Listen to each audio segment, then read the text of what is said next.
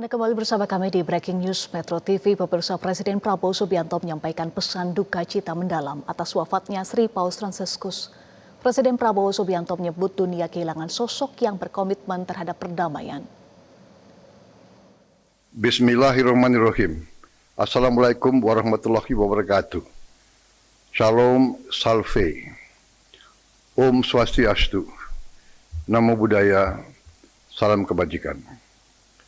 Saudara-saudara sebangsa dan setanah air, dengan rasa duka yang mendalam, saya menerima kabar mangkatnya Sri Paus Fransiskus. Dunia kembali kehilangan sosok panutan yang memiliki komitmen besar terhadap perdamaian, kemanusiaan, dan persaudaraan.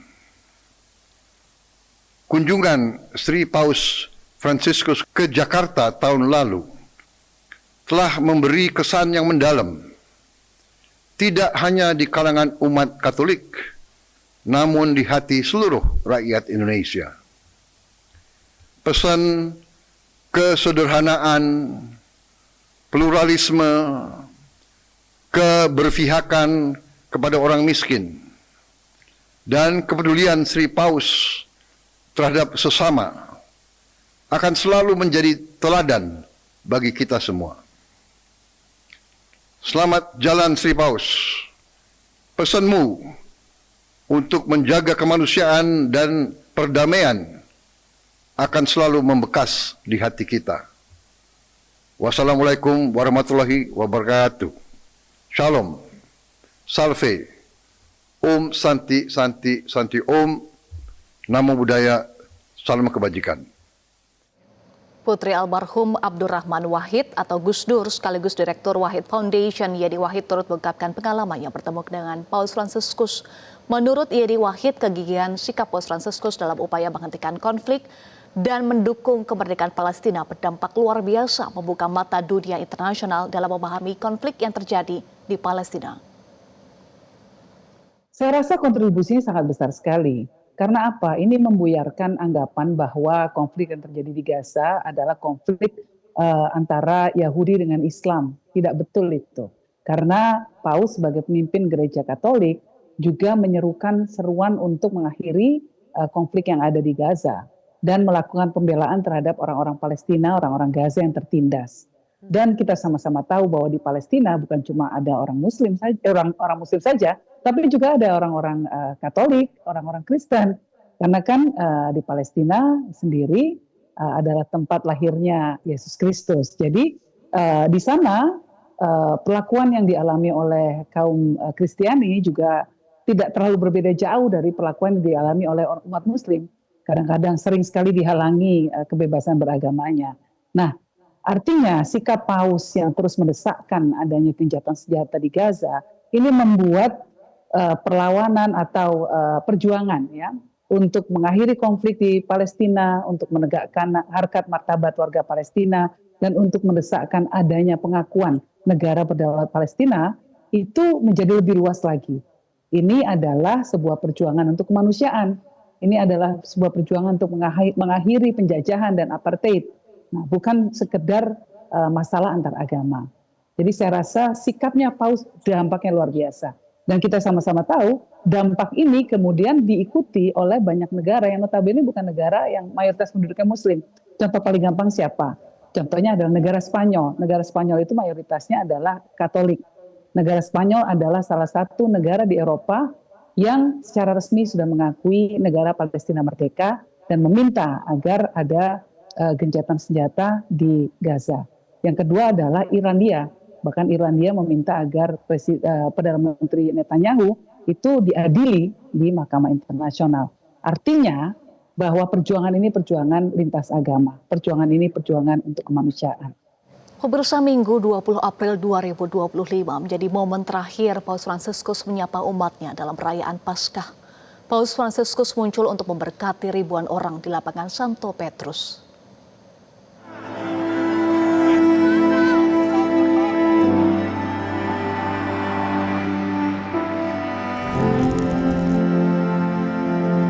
Berkeliling menggunakan mobil, Paus Fransiskus menyapa umatnya di Piazza.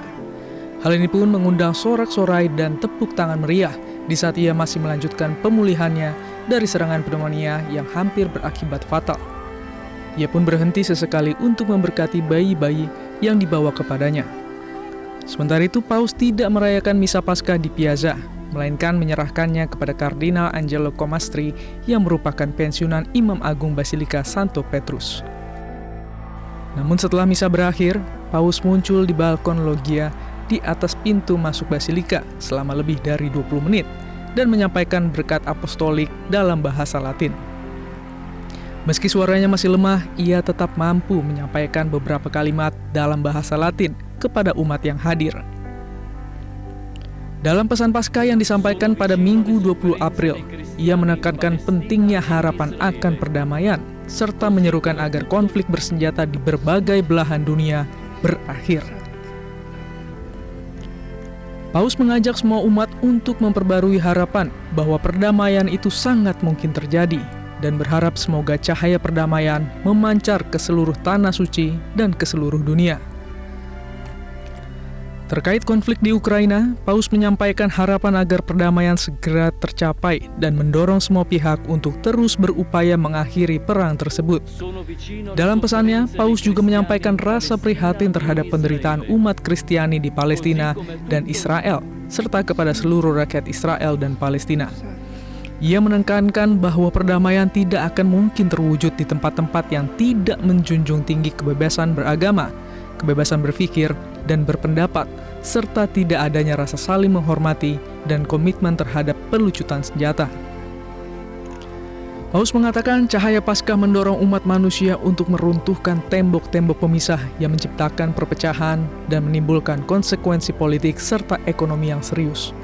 Cahaya ini mengajak umat untuk saling peduli, memperkuat solidaritas, dan bekerja demi pengembangan manusia seutuhnya. Namun siapa sangka, pesan ini menjadi pesan perdamaian terakhir Paus Fransiskus yang wafat pada Senin pagi 21 April 2025 dalam usia 88 tahun. Tapi keteladanan yang ditunjukkan Paus Fransiskus tidak boleh wafat, dan justru harus menjadi pengingat untuk memperkuat harmoni di tengah masyarakat Indonesia hingga dunia.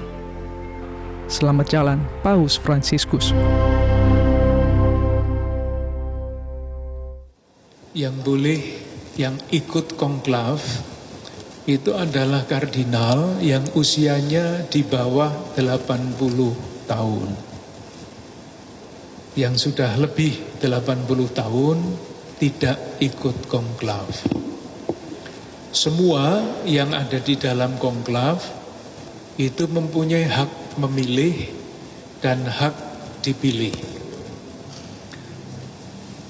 Tidak ada kampanye terang-terangan.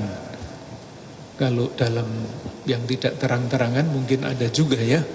Karena Roh Kudus itu berkaryanya juga lewat pemungutan suara.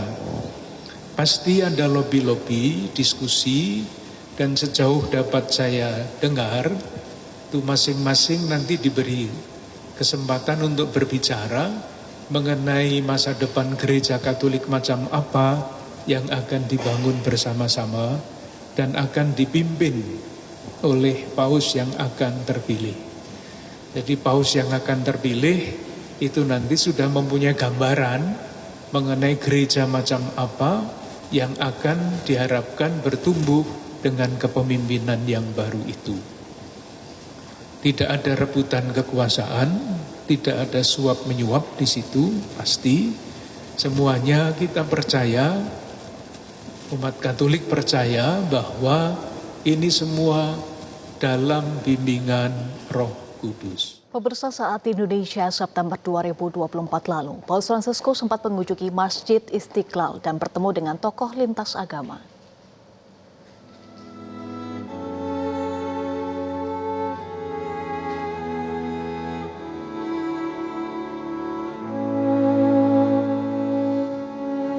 Kedatangan Paus Fransiskus disambut Imam Besar Masjid Istiqlal, Nazaruddin Umar, yang juga Menteri Agama saat ini.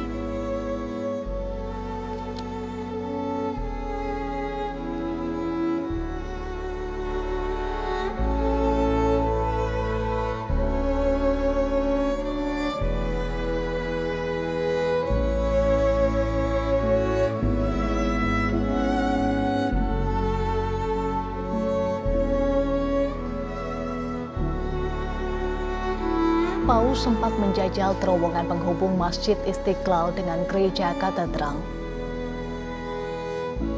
Paus pun memberkati setiap orang yang melewati terowongan ini dengan semangat persahabatan, kerukunan, dan persaudaraan.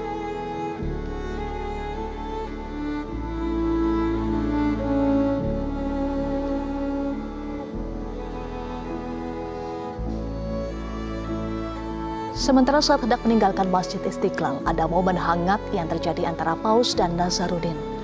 Paus Fransiskus tampak mencium tangan imam besar Masjid Istiqlal itu.